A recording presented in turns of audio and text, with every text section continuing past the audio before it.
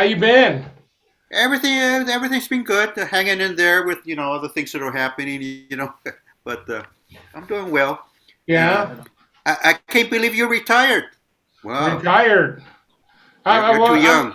I should be honest with you. I mean, I'm retired, yes, but I'm semi-retired. I'm gonna be doing some stuff. I probably work part time in different ways. Uh huh. So, Yeah, yeah, yeah, but as far as the full thing, I used to do and all that. Yeah, I'm retired from that big picture thing. yeah, yeah, yeah. Do they still have the Latin band at the Texas Tech? They still have it. Texas State.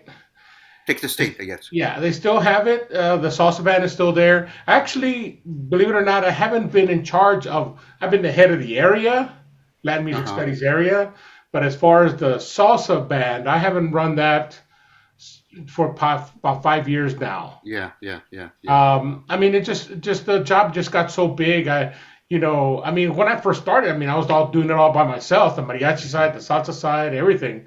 Yeah, yeah, It just got so big, I just couldn't do it. So I had a graduate that a student just graduated with his master's and all that, and I said, hmm why don't you take over the salsa side, and then I'll move over because we're doing some big things on the mariachi side that needed my yeah, curricular attention. yeah, yeah, yeah. Yeah, running ensembles it takes a toll. It takes a lot of organization. Thinking ahead and then getting everybody to play the music and all that stuff. So I know I have an idea what you're talking about. Yeah, Yeah. yeah. And thank you so much for the CDs. We've been jamming out to them. Oh, you're welcome. Yeah, Yeah, they're great. yeah. Um, Thank you. the what you call it? Is that one of the ensembles you teach up there? No, that's my band. I put out the first one back in 2016, and this past April I released a Mambo Boulevard. So it stemmed from the student ensemble, but I don't have any students. Uh, the idea came from it because I had the big band at Lehman College, and one day I just said, something. I have all this music and all these transcriptions. I can start my own band. So Right, that's what I right. did. Basically, yeah, yeah. Yeah, that was one of the questions I was going to ask you. If all those are, if you arrange this, you bought them somewhere, or you transcribed them yourself, or arranged them yourself. Yeah. Well, talking about my band, they're mostly originals. Are we recording already? By the way. Yeah, we are. Oh, okay. Yeah, let's go. I just want to know. Yeah. Well, mostly originals. I wrote some of them, like Chale, El Chocante. I wrote those. Chale, I composed it and arranged it myself for the band. And some of them I give to my pianist, Joe Manassi, and he does some of the arranging. And then one of the trombone players, Rick Faulkner, he does some tunes also. So mostly it's original music that we've written over the years. Now for the student band, I take in like Tito Puente, Tito Rodriguez, that type of thing, and I'll transcribe it off the record, and I'll use that as a teaching tool. But my music doesn't go into the college. It's a little bit more advanced, and a little bit more difficult to play. Yeah. No, it sounded great. Yeah, yeah. So, let me introduce you. You already met her first, Miss Alondra. Yes. Beautiful name, Alondra Alondra. I've Morales. never seen that name. Thank you. Thank you. As she's a former student. She graduated a Uh-huh. few years ago from Texas State University. She's a vocalist. hmm She's from the mariachi. She's from the Uh-huh. mariachi side, and her and I started talking this past fall once I retired and all that, and we're talking about different things we want to do.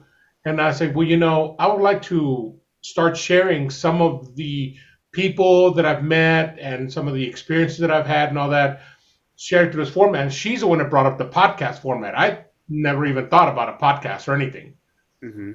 Yeah. But she listens to them and all. She's like, well, why don't we do it through a podcast? So that's how this whole De Todo idea came about.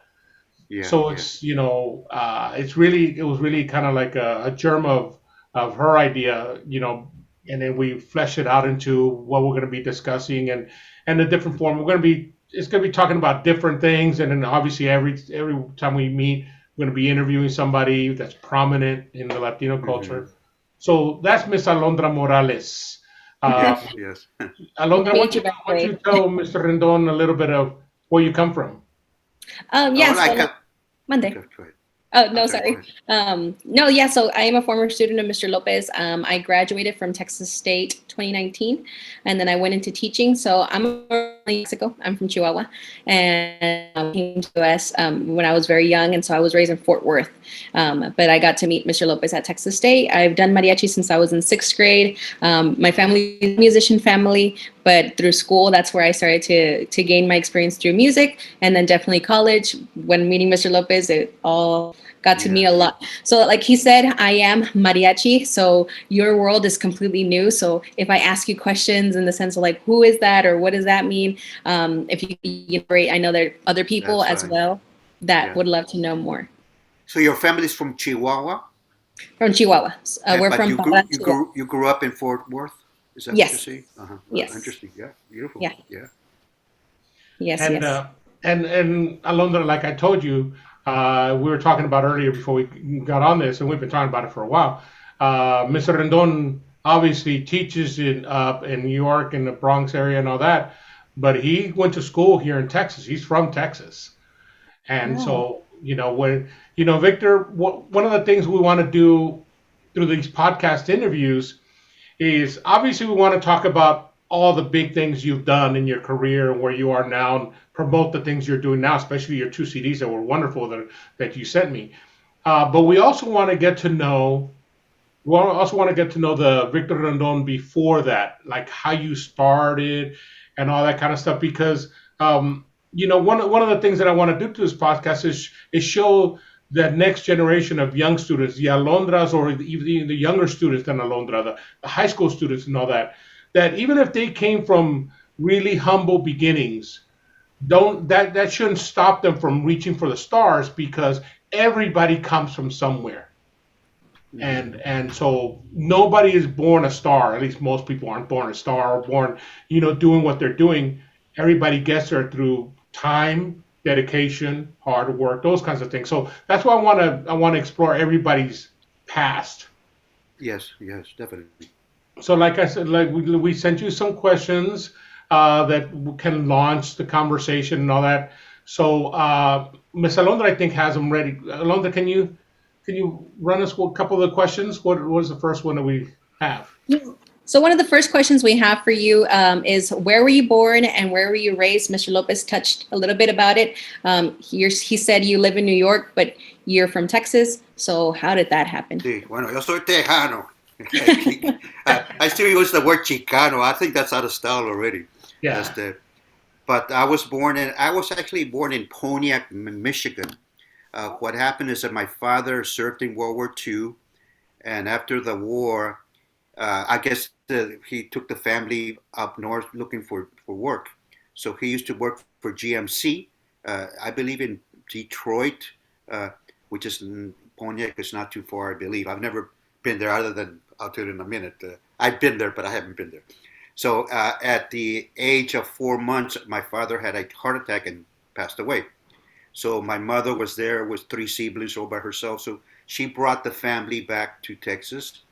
And I was thinking about that. I've never asked the question, why did you come to Robstown? Because that's where I grew up.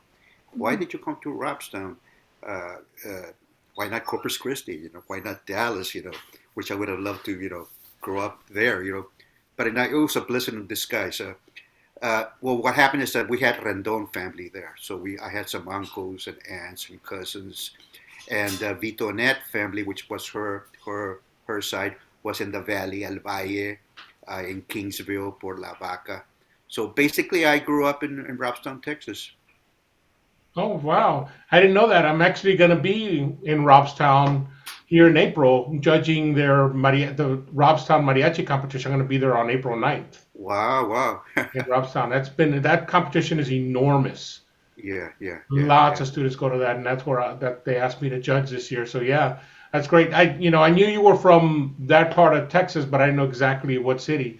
yeah, yeah. Um, and so eventually, yeah, I mean, how did you start like getting into music? What was like the initial thing that sparked you to get into music? Yeah, I had a cousin, Bobby Zapata, who we used to play when I was about 6 or 7 together. He was about 2 years older than me, but we used to play. But then, we got a little older. We went our separate ways, and apparently he joined the school band. And by the time I was like in the fifth grade, he must have been in the seventh, maybe the eighth, I don't know. And he had made region band. I don't. Do they still have those competitions? Yes. UIL district and region, and the whole family was proud of him, because he had done well. So I became interested. Oh, I want to play drums too. So one day I believe in the fifth grade, the band director came into the classroom and said, "Okay, I want to make a list of who wants to be in the band, and we're going to take a test, and we're going to place you, and all that stuff." So I wanted to play drums right away. And at first, my mother didn't want me to play drums because she didn't want to pay, or not that she didn't want, she didn't have the money. It was only $15, but back in 1965 or so, $15 must have been like $100 now, Yeah. to buy some sticks and a pad. So we had a clarinet in the house, so she wanted me to play the clarinet, but I was like determined, no, no, no,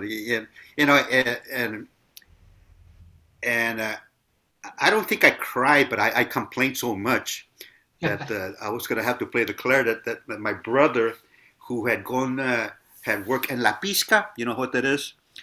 Cotton picking during the summer. Oh, okay. They No, used to I call don't it know. La Pisca. He had some money saved. That's how he was putting himself through college, and he gave me the $15 to buy the stakes and the pad.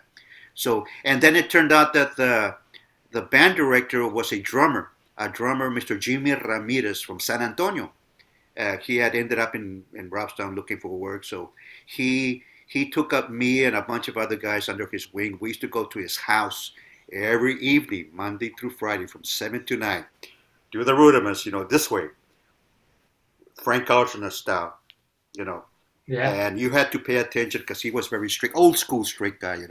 If you did anything wrong, he'd snap your head off. So you had to really behave. So we did that, learning the rudiments, and he took me to a lot of books. By the time I was in the seventh grade, I had gone through the Golden Bird book, the Podemsky book, Portraits of Rhythm, Hmm. which the Cerrone book, which I use to this day to teach. Uh, the contemporary studies by Fred Albright, and Yeah. all that was district and regional stuff. That was the purpose also for teaching me that. And then he took me on to timpani, some basic mallets, and so I studied with him for about 5 years, and then he was restless. He didn't like Robstown. He wanted to go back to San Antonio because he loved San Antonio. So eventually, when I was like in the 10th grade or so, he had moved away. But I had already received a good foundation in, basic hand technique, reading, reading, which really has served me well, throughout my career. So was he like the band director from sixth through high school? No, he wasn't my band director in fifth and the sixth grade. And when I went to junior high, he was there, but he was teaching the so-called B band. We had the A band and the B band, right? I'm sure you had that kind of thing also. So, but I still used to see him even in junior high school.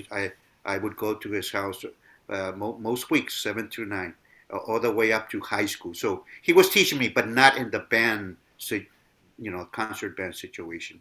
I see. I see. All right. Yeah.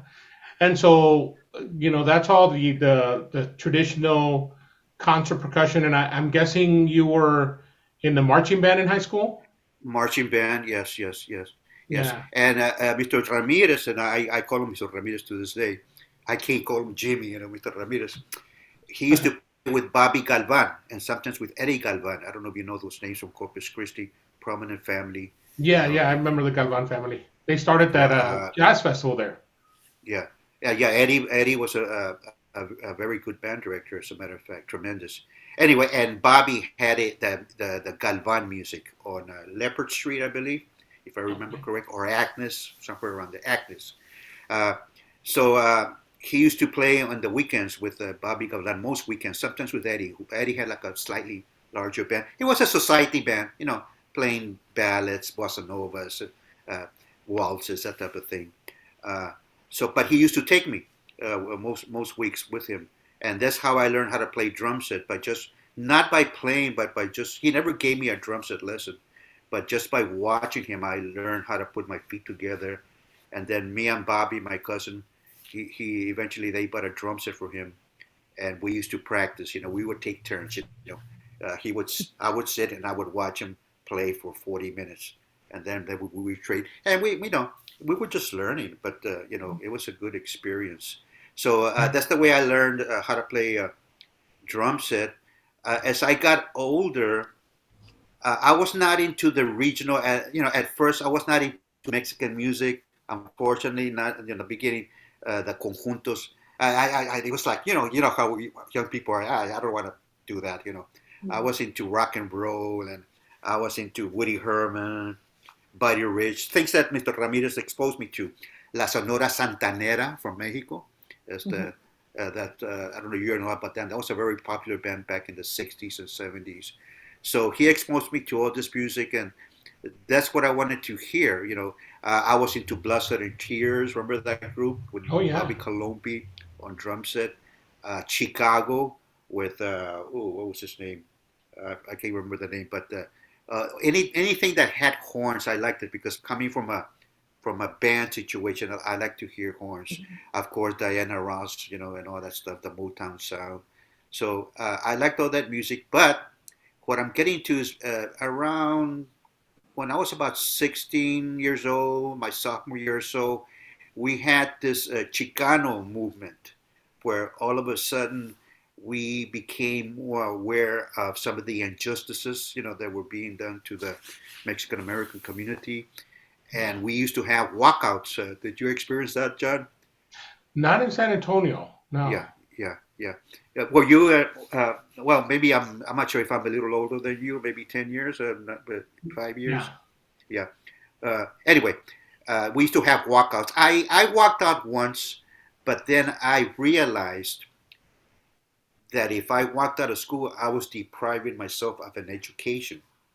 So my way of fighting back was to stay in school. In spite of, I was criticized for it. You're not supporting us, but I stayed in school because many kids did not graduate that year from high school because they were Oh. simply out of school. So my fight was I'm going to stay in school. I'm going to go to college and get educated, and that's my way of getting back to some of Right. these injustices. So that's what happened. So I went to ANI University, and it was at AN no, not ANI, yes, ANI in Kingsville, Texas. And then I found out about North Texas because, like I said, I wanted to play jazz. I was going to be the next drummer with Woody Herman or the Yeah. next drummer with Stan Ken. Back then, in those days, we had big bands traveling Right. around the country, so you could aspire to play with one of those bands. So I went to North Texas, and I was there for another until about '77. I think I graduated in the fall of '77. I went back to Robstown, taught 1 year, but I got restless again. Oh, and by then that's how I got into the Latino thing. That's why I wanted to make the connection between the Chicano movement and me getting into Latino music because all of a sudden we're all proud to be Mexicanos, you know. So I started listening to some of the conjunto stuff, Palino Bernal, Los Chachos. Hmm. There was a great band from San Antonio, the Land Breed, that I Oh absolutely yeah. loved. I think the drummer his name was Steve Solis, and I actually found him on Facebook. I'm hoping I can connect with him. Uh, and there was another group from Austin, the Tortilla Factory. Yeah. So with Joe Gallardo, Right. trombone from Corpus Christi, who played with Stan Ken, Mongo Santa Maria. Luis Gasca, I believe, played with Little Joe and La Familia. So I started getting back into my roots, and in my effort to get into my getting back into my Latino roots, I discovered Sonora Matancera from Mexico, but they were actually Cuban. I didn't know that. Perez Prado, who was Cuban, but it was he made his name in Mexico. But I thought they were Mexican. So my thing was, oh, that's música tropical from Mexico. And over here we play polkas and rancheras and all that stuff, guapangos, which I haven't heard in a long time. So I was actually getting into Cuba, Afro-Cuban music, but I didn't know. I thought it was Mexicanos, playing Right. that music. So it was later on that I found out that there were actually Cuban groups. Again, La Sonora Santanera was sort of like almost like a carbon copy of La Sonora Matancera, which was Hmm. Cuban. La Santanera was Mexicana, a Right. Mexican group. Yeah. So when I went to North Texas, I would play in the dormitory. I would play, uh, my Perez Prado, my Sonora Matancera, and some guy from New Jersey heard it, and he brought me uh, Rey Barreto, Indestructible, and Willie Colon, and some other records, and I totally flipped because even though it was not Mexican music, it was Spanish, and I was like I said, I was getting into my roots, and I just loved the fact that they were playing all these great rhythms, and then it's in Spanish, and so so I got sort of sucked into the Latino thing. But I've always played jazz. I haven't been that active lately, playing straight ahead jazz. But in the beginning, that's what I wanted to be. I wanted to be a straight ahead drummer, either a big band drummer or bebop. Later on in college, I got into Elvin Jones, Philly Joe Jones, all those bebop drummers, Max Roach. But Right. when I came to New York, I wanted to sort of keep both. Be a Latino timbalero, Latino drummer, and then go and play jazz, which I did for a long time. But physically, it was very hard because I was also teaching during the day. I always, in the back of my mind, I didn't want to depend on band leaders to employ me. I didn't want to be at the mercy of any theater group, or that was just my opinion, on how I feel about that, because I saw a lot of things happen to musicians when I came here. Uh, One day they're working, the next day they're out of a job, and and it's just very insecure. So I Right. always kept my day job no matter what. you know, Yeah. Yeah. yeah. Well, that's important. That's important. So, what brought you to New York? The music. I was living in.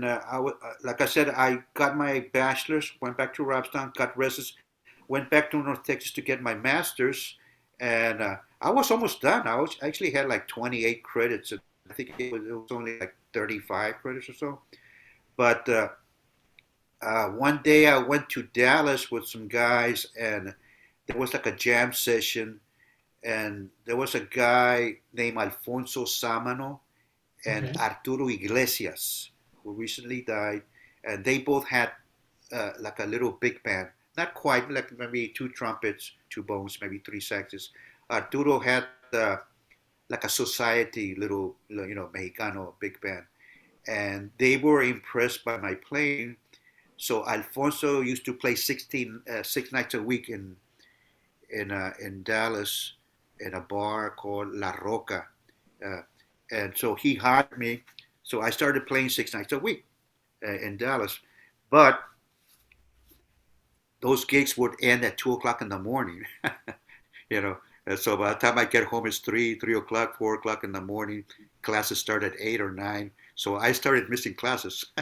so, Hmm. uh, so eventually I ended up dropping out of school with the mentality that I would go back and finish it later, which I never did actually.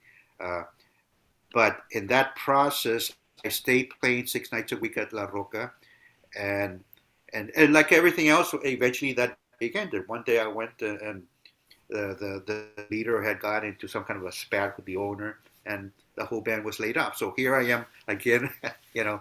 But I was teaching actually. I was teaching in Dallas, so I had my job, but I wasn't for a couple of weeks. I was not playing.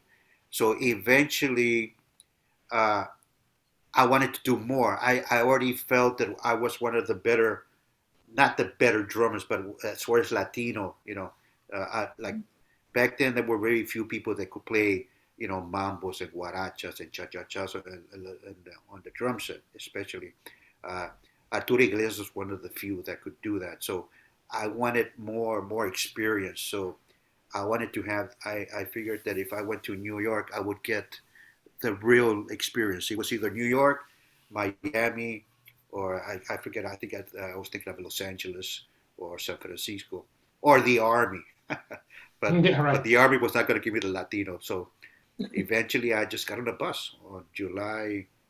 I think it was July 16, 1980. I got on a Greyhound bus, and I knew one person here, Armando Rodriguez, my colleague who I still work with, and I went to stay here with him for a couple of weeks until I got my own place, and that's how I came to Europe. I just wanted to play more, and I wanted more knowledge, more experience, And the original plan was to stay here only 2 years, but the more I stayed, the more I realized that I didn't know a lot of things as far as Latino drumming was Mhm. concerned.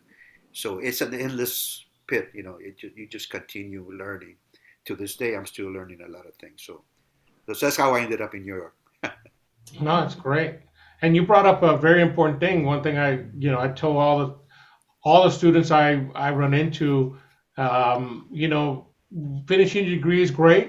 That's obviously a great accomplishment, but you should never interpret you finishing your degree as in you stop learning.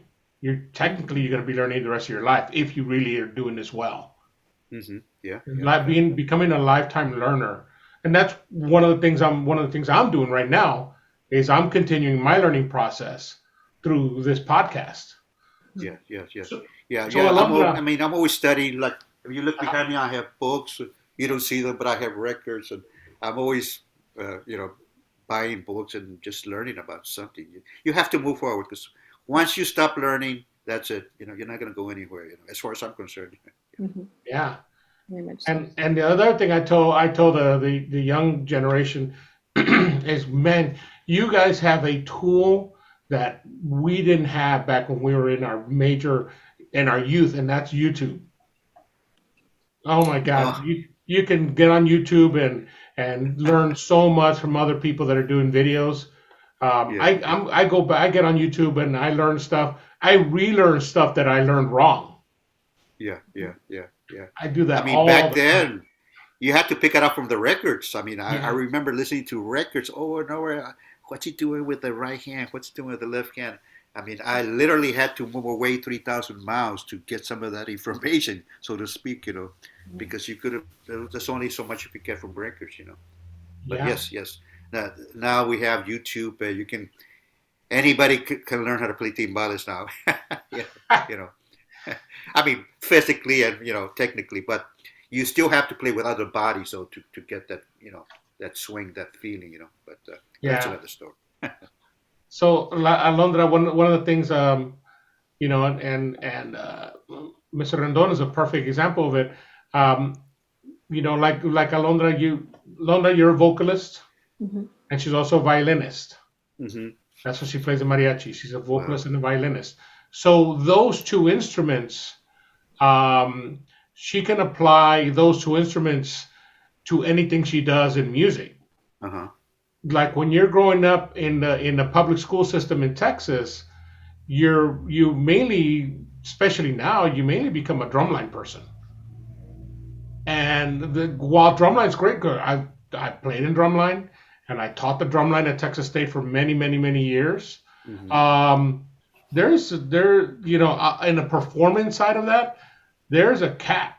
At some point, you're not going to be able to perform in drumline. You might be able to teach it, but you can't perform. So percussionists have to develop other instruments like the Hmm. drum set, like Yeah. Latin percussion, to Hmm. actually do the performance side of things. Yeah. Yeah. Yeah. Now, do you actually age out on a drum line? Is that, or do your hands get tired from all that?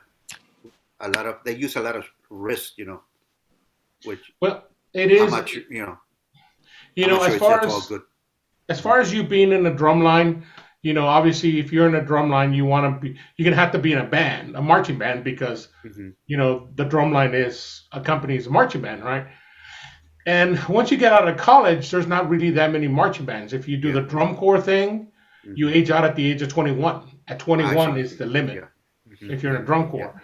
And so there's a cap to that. And in all honesty, running around with a drum on your back is a young person sport, Yeah. Yeah. Yeah. Yeah. you know. Yeah. And Yeah. and there's so much more you need to develop and you can do as a performer in music if you have other skills. Yeah, yeah, yeah. I play. We didn't have drum corps, but I was in the marching band. That was good training. It's definitely concert band was actually good training. Uh, but yes, you cannot make a living from playing on a drum corps when you're 50 or 60 years old. I have been playing in a concert band lately at Lehman because they don't have enough students. We don't have enough percussion students to fill all the spots. So I participate in during the summer. There's the band in Westchester County by the same director at Lehman who has like a weekly thing on Thursdays, for about 9 weeks. So I have been involved in concert band, even to this day. But it's excellent because you go in there, one rehearsal, and just do it, just do it. So it's beautiful, beautiful experience, Yeah, yeah. Alondra, do you have some questions of Mr. Rendon? Yeah, We'll go on thank to you. another thing in a second. No, thank you. It's fascinating hearing how you develop your musicianship and how it started, how much our daily life affects how we take music. Like you said, political. You thinking that like the Sonora Matancera was Mexican when it was Cuban, which was probably a result from like the communism that was happening in Cuba, and they were going to Mexico. That was probably the easiest place Exactly. to go, and that's where it developed. So thank you for that. And you have lots of experience in your music and stuff. So our question for you is, what are some of your most memorable moments / accomplishments in music thus far? I have many, but I've said I've used this one only because it felt magical. Back in 1994, I did a session with Chico Feril, who I used to listen to with Mr. Ramirez when I was a kid. So I aspired to play with Chico Ferro, people like that, Mongo Santaveria, people that I heard when I was a kid. And it just so happened that Arturo Ferro was in my first band, which I formed in 1990. So one day we were planning my second recording, and I don't know if I popped a question or whether Arturo brought it up, and he said, "Well, I can get my father to arrange for you." Chico Ferro is one of the renowned composer arrangers from this genre of music. He passed away, but he's part of the history. So I was like, Chico Ferro, of course. So he arranged for the Havana Blues album, which I'm not sure if you have that. It's out of print, but I can get it to you if you want to hear it. Yeah. He did two big band arrangements for us, which actually was the seed for what I have today, because I had a four-horn band, but we decided to do two big band things. So he did a bolero that I requested called Con Tres Palabras, and which is a classic. And then we asked me and Armando, we were co-leaders, Armando Rodriguez, we happened to do an original. So he rehashed a tune which he recorded with the Machito band, probably in the 50s, called Avocado Blues, and renamed it Havana Blues. So anyway, we booked the studio at NOLA Studio. NOLA Studio, I'm not sure if it's still around, was one of the top studios where a lot of people like Frank Sinatra, Count Basie recorded. And it was a live situation. It was like four trumpets, four bones, five saxes. I had the cream of the crop there. Arturo Ferro piano, Andy Gonzalez, uh, Giovanni Hidalgo on congas, Johnny Wow. Almendra, one of my teachers. I was Yeah. on drum set.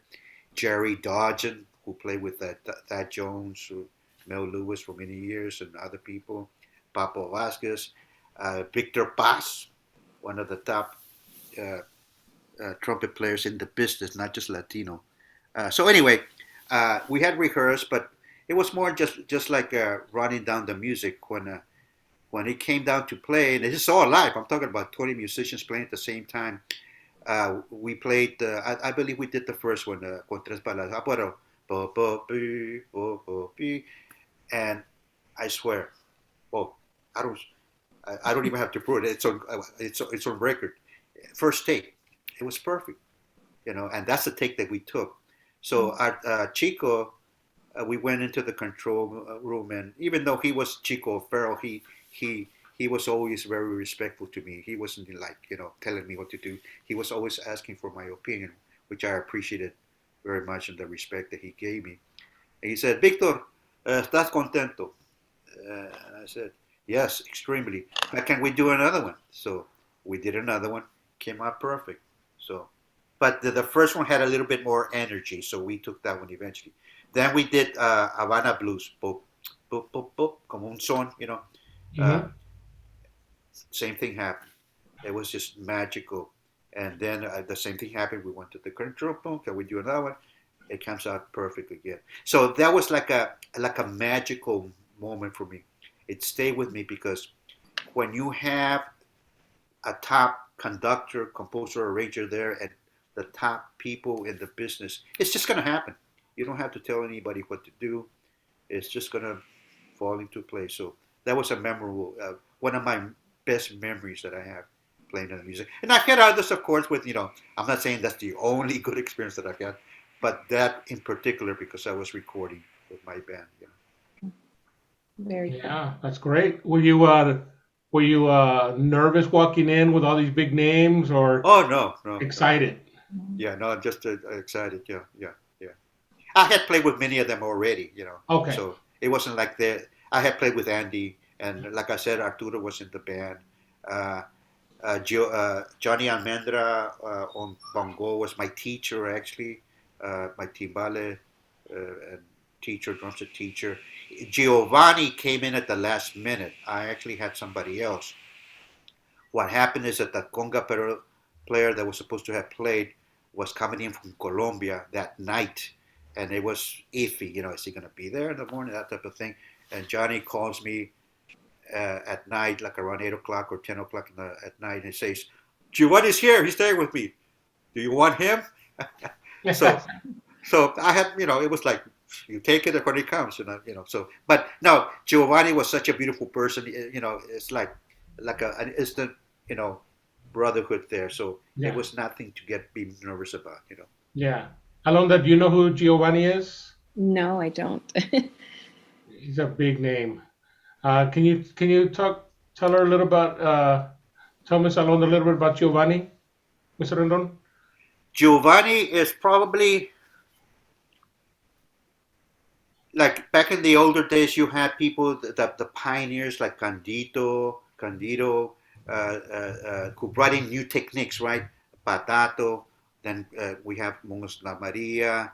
The, for lack of a better word, those are the older guys, the older school guys.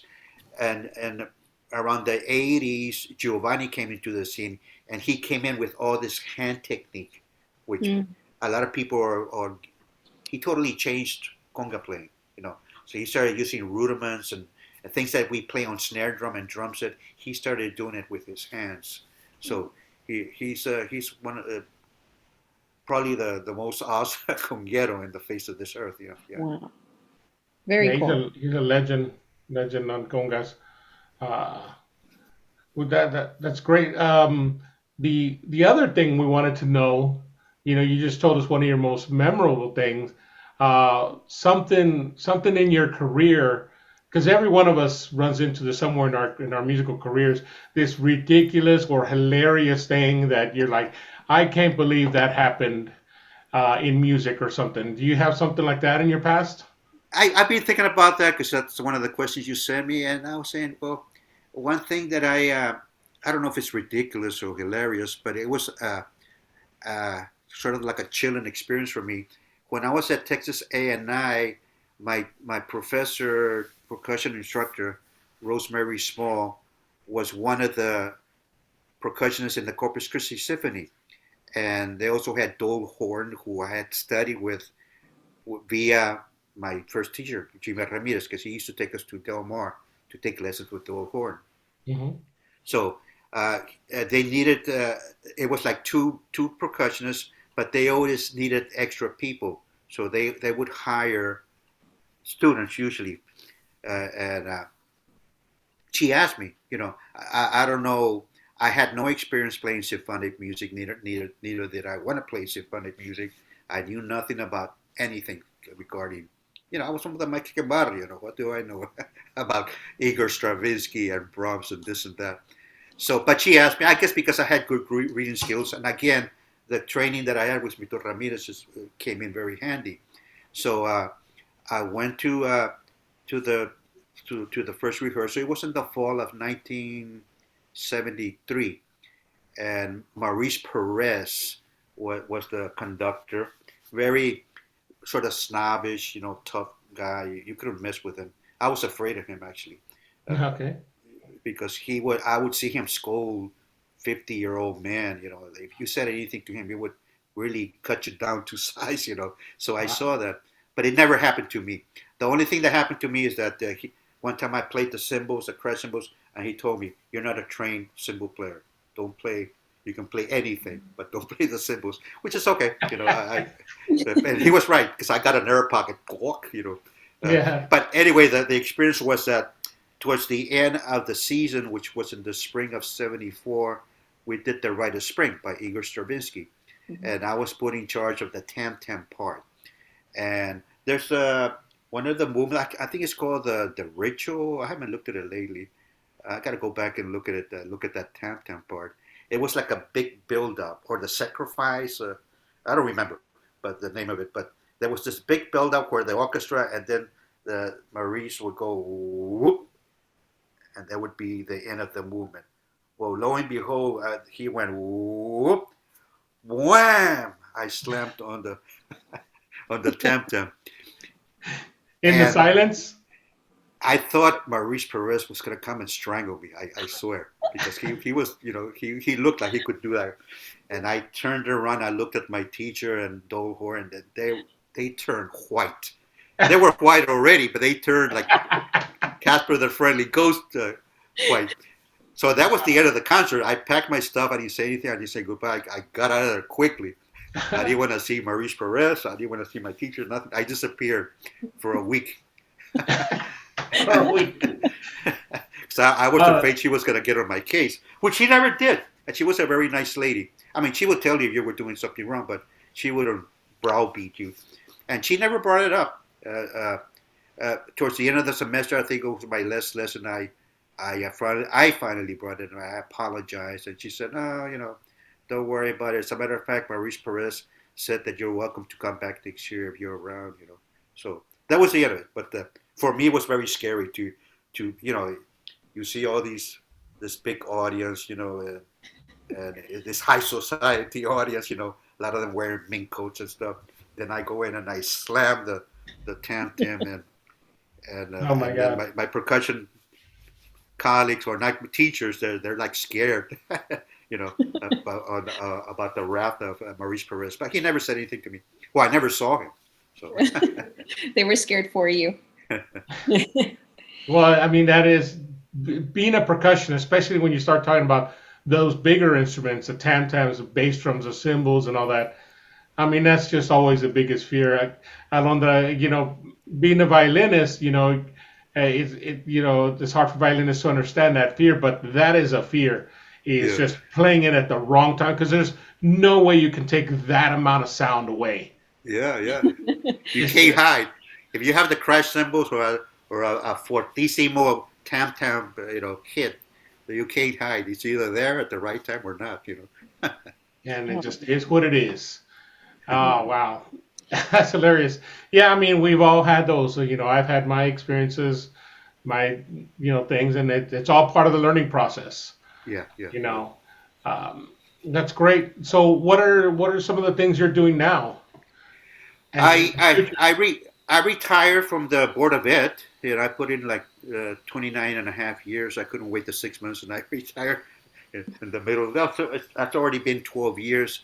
I've been teaching at Lehman College for the past, since actually before that, 2003. So I've been in charge of the Latino big band, and uh, I've been doing the percussion ensemble, but it's not a classical percussion ensemble because, like I mentioned, we don't have enough students, so we might have only like 2 or 3 students per semester. So it turned into an Afro-Caribbean uh, percussion ensemble. So we do like rumba, but not but yeah, actually we've done that. But this semester, we're doing a bomba en plena, which is a Puerto Rican genre of music right, because they're gonna use us for a theater production that's happening at the school. So I'm preparing this, uh, doing uh, some plena songs, some plena rhythms, bomba, which is sika, which has different subgroups under the bomba genre. So it's actually a learning experience for me because I'm not Puerto Rican and I've never been to Puerto Rico. I know I only know the basics, but I've been doing a lot of research and talking to some of my colleagues that know something about it. So as they don't know it, but I'm learning as we go along, as I teach it to them. Yeah. So that's the But I'm there, and that's what I'm doing. My band, my big band, the one that you heard, Mhm. hasn't worked since March 10th of 2020. A couple of days after that, we got hit by the shutdown, the pandemic. So I haven't done anything with my band. I'm trying to start rehearsals again. So because I want to start recording during the summer, hopefully do 3 or 4 tunes, and then I'll go back in the fall, and hopefully I can have a CD within a year or so. So that's some recordings in the my plans. I'm working on a. Usually I don't like to talk about what I'm doing, because it's one of those things where you don't want to talk and then it doesn't get done. You know what I mean? Right. But since it's an interview, it's a special thing. So but I don't go around saying to everybody, "Oh, I'm doing this." I keep mute, and then when it comes out, oh, you just get everybody by surprise. But since you're asking me and it's an interview, I'm talking about some of my future plans. I am working on a conga book with one of my friends and colleagues, Chembo Corniel, and it's almost finished. It's actually finished. It's in the editing stages right now. So it's a conga book on New York style conga playing. So he's got some Great. because he's got a very unique. We have all the traditional stuff there, but he also has a special way that he plays. So we're putting a lot of the things that he does, the touches, the slaps, variations, and stuff like that. So I hope that will come out within a year. Every day I get up in the morning, I'll work on it, on editing for about 30 minutes, and that's it. Because I don't want to be in front of the computer all day just writing a book. So Right. that's. Right. Uh, I do have an etudes book that I wrote about a couple of years ago, and I sort of put it aside, but I've been thinking about it. They're like little etudes that I wrote for my classes to get the students to read because I get a lot of beginner readers. So I'm thinking of recording them and then put it into book form. So those are some of the things that I'm doing now, and keeping myself busy. I try to practice. Uh, my goal is to practice 4 hours a day, but do I do it every day? No, because life is life. Sometimes you don't. But like today, uh, today's bata practice with with a couple of guys. So I'll probably practice bata from 7 to 9. Tomorrow I'll go and I try to keep my hands going because I'm getting older. If you don't use your muscles, you start losing your technique. So I try to do at least an hour and a half on hand technique. Practice some timbal, not a whole lot, maybe 20, 30 minutes. Some drum set, even though I'm not playing that much drum set these days. Uh, and there's been other things, but those are my main focal points right now. And just Yeah. trying to get through my life, in a as best as I can, Yeah. That's great. That's actually, I've been doing a lot of practicing too. Now that I'm retired, I've actually started playing the drum set a lot now. Uh I'm huh. playing the drum set in several bands, and as I'm playing the drum set in several bands, I started noticing I was having some issues with my right fulcrum. Yeah, It yeah. just gets real tired. My thumb gets real tired. It's the reason is, I mean, I know the reason is because they're rock bands and Latin rock bands, and I'm playing harder than I should to try and keep up with everybody else's mic except me, and it's causing me to having to squeeze my fulcrum more to keep my stick from bouncing out of my hand. Yeah. And so to try and strengthen my fulcrum and strengthen my hand and all that, I've been going every day. I walk back and I do stick control. I've been working on the stick control book every single Oh yeah. day, Yeah, and yeah. just trying to get my fluidity back, and hmm just feel that fluidity so that I can, when I'm getting on a drum set, I can feel the fluidity again in the drum set. Exactly. Yeah. Yeah. For me, it's not about getting faster. It's about keeping my muscles loose. Uh, like Mr. Ramirez taught me this method, but you're not going to go to the gig and play that way. So I had to learn how to use my wrist, how to do rebounds. I had to reprogram my body to do these type of things. You know, I've been studying the molar technique, this and that, finger technique. All these things were not talked about when we were kids. We didn't know anything about those things, Right. and I think most teachers didn't know either. I'm sure in the East Coast we had teachers like Joe Morello, you know, that would teach those things. But I was in Texas, in Robstown, Texas. You know, who knew about these things? You know, so it's not that I was taught wrong. It's just that those techniques were not known to the teachers that we got exposed to. You know. Yeah. Mr. Rendon, going back to your CD, I have your two CDs here, by the way. Ah, And I'm intrigued by the artwork. And I noticed that on this one, in the bottom, it says VR21. Did you do these artwork? that's my son, That's Victor your son. Manuel Rendon. Oh, wow. And my son studied art at the School of Visual Arts here in New York City. He's not a young boy. He's about, I think he's 38 now. I forget, 37 or 38. So he got his art degree several years ago, but he continues on the side. He doesn't do it full time. He does other things. But that's my son. And He did both of them. both of them, wow. Yeah, They're very nice. So yeah, I have this yeah. one Thank here. you. I'll let him know. Yeah, Yeah. Yes, Yeah, I very enjoyed that cool. too. yeah. Very nice. Do you have the Fiesta Percusiva, John? No, I don't. Yeah, I'll send it to you. That's a percussion CD I did about 15 years ago, and he did that cover also. So Oh, love to hear I it. have like a Yeah. little theme going here, you know, with him. You know, yeah, he always does it for me. Yeah. Very cool. Um, I enjoyed listening to your CDs, and I was really, I was really enjoyed listening to that one track. I don't know which CD it was on, but that Bob Marley, "No Woman, No Cry." Oh yeah, yeah, yeah, Yeah, you did it all with the percussion beginning and the vocals before everything came in at the end. yeah. We did Real that as nice. a lando. A lando is a dance form rhythm from Peru. So Okay. So again, talking about learning, I was taking lessons from a guy, or classes from a guy from Peru. There's a famous group called Peru Negro, and he used to play in that group. So he's very knowledgeable in that genre of music. So me and my wife, we were taking classes with Marcos Napa, as a matter of fact, and so that came out of there. You know, so I was doing something that I had recently learned, which is a lando from Peru. Yeah, wow, That's awesome. yeah. awesome. We've really enjoyed our conversation with you. A big point that I've received from you is that you just keep yourself going. You're a lifelong learner. Going back to that conversation Mr. Lopez was doing. And lastly, we would like to ask you, how would you like to be remembered? That's a hard question. Uh, well, I've made my living. There's this myth, sometimes I feel, it's my opinion again, that you cannot make a living from playing music. I've seen parents discourage their children from going into music, because sometimes people think that you cannot make it just playing at the corner bar. That's for sure. Okay, Mhm. you can be a local, but you're not going to get further than that. Or that people think that you have to be famous, that you have to be discovered in order to make music, to make a living music. But like in my case, I combine things.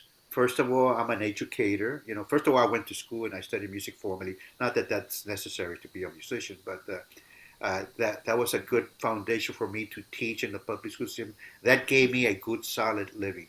So I think I would like to be remembered as an educator who also took his skills to a professional level, playing here in New York City, uh, to a high level, if I may say so myself, and You may. and coming from Robstown, you know, and I mean Robstown is great, of course, but you cannot get those experiences in Robstown. I had to come to New York to get those experiences, and it wasn't easy. I had a lot of, I don't want to call them obstacles, but I had a lot of challenges, you know, in learning and hanging in there with other musicians. But I persevered, and I got through it. Awesome. But I'm not looking back though. I'm still looking forward.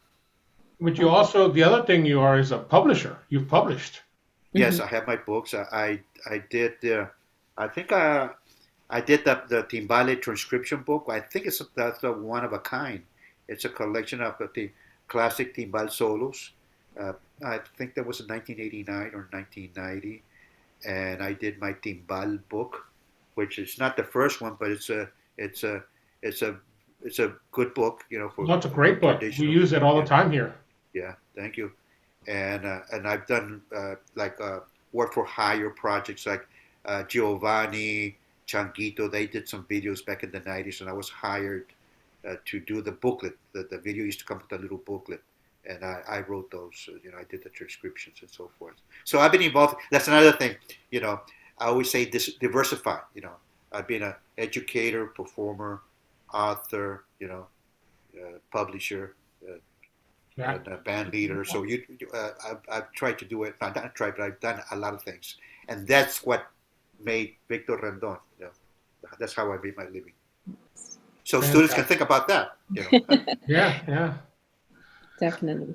Well, Mr. Rendon, thank you so much for your Thank you, time John. today. Always a pleasure talking to you. I learn every time I talk to you. I learn something. I learn so much from you. And we need to keep in more contact, especially now that I'm retired. I want to keep in way more contact with you. Keep my Yes. learning going. Yeah, and you're an educator yourself. I mean, we didn't have Latino bands back when I was in school. I mean, I would have loved to come to uh, uh, Texas, Texas State. and play in a that was my dream, but we didn't have that outlet. It was all jazz, which and classical music. I would but you had. I don't know if you were responsible for starting that band, but you done something that's Yeah, we started I started the salsa program and the mariachi program, the degrees and all that, yeah, yeah, all that stuff. yeah, And what I was, trust me, believe me that the end result wasn't in my head. We yes, just did one little thing at a time, and then 20 years later, look yeah, back and it's all there. yeah. And the mariachi, we didn't have mariachi programs. I mean, that was I think we had some in some schools, but I never experienced mariachi. When I went to your school a few years ago and I saw Yeah, the mariachi, I felt the hair stand up, Oh, in my back. It's like, wow, it's such a beautiful feeling, to hear that music. When you okay. hear it on record or see it on TV, it doesn't touch you, but when mhm. you're there, you feel that soul. It's an amazing thing. Yes. Well, So I, thank I you. want to congratulate you, Alondra, for doing that. Oh, thank you. Thank you.